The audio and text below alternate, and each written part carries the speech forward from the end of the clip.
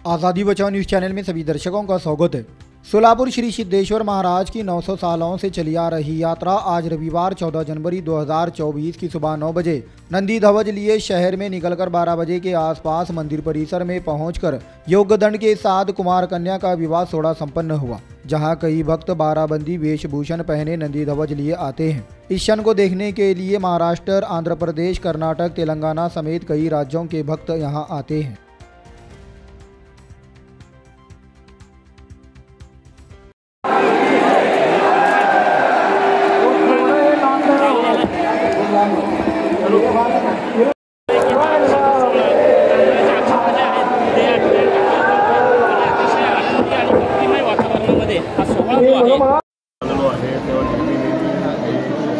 महाराजांचं दर्शन घेतलेलं आहे, नतमस्तक झालेलो आहे आणि माझ्या मनामध्ये इच्छा होती की अक्षता सोहळ्यासाठी मला संधी मिळावी। मला प्रेरणा मिळाली, उत्साह जसा लोकांच्या मनामध्ये होता तसा माझ्या मनामध्ये सुद्धा उत्साह आला आहे।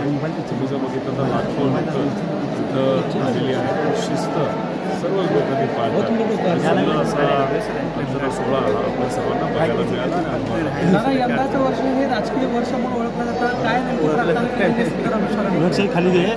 सर्वसामान्य लोकांना सुख आणि समृद्धी लावो अशी मी महाराजा चरणी प्रार्थना केली आहे। त्याच्याचबरोबर राजकारणात असल्यामुळे राजकारण जे ज्या लेवलला गेलेलं आहे, त्यांच्या पातळीवर गेलेलं आहे, सामान्य लोकांचे प्रश्न हे सुटत नाहीत।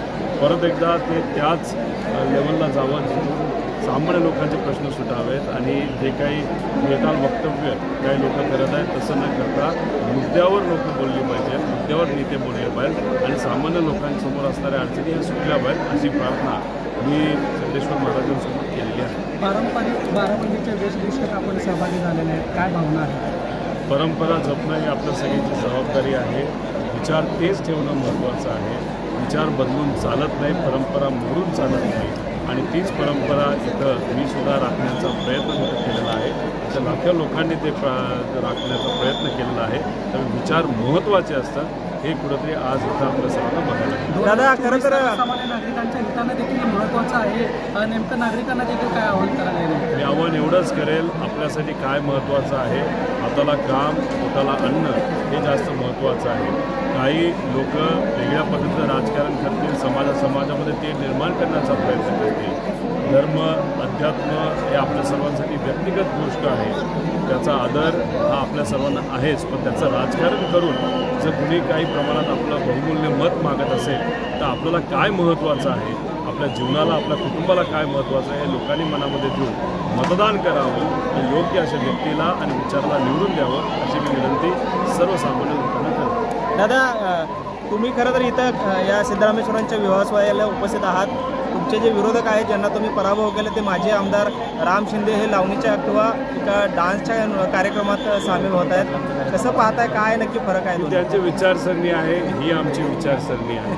त्यांना आनंद त्याच्यामध्ये मिळतो, आम्हाला आनंद लोकांमध्ये आध्यात्मिक आणि पारंपरिक कार्यक्रमामध्ये सहभाग घेण्यामध्ये होतो। आम्ही युवांच्या हितासाठी MIDCसाठी लढतो, ते त्यांचा वाढदिवस वेगळ्या पद्धतीने साजरा करतात, पण त्याच्यातून त्यांना काय आवडतं हे कुठेतरी कळतं। आम्हाला संघर्ष करायला आवडतो, तो सुद्धा लोकांसाठी, पण तो आम्ही करत आहोत।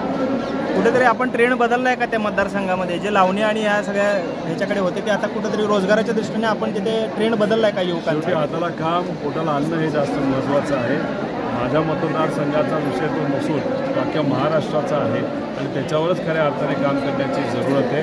विचार जपणं, तसंच परंपरा जपणं, पण विजन आणि विकास हाही तितकाच महत्त्वाचा आहे आणि त्या दृष्टिकोनातून आम्ही सर्वजण पुढे चाललो आहोत। धन्यवाद।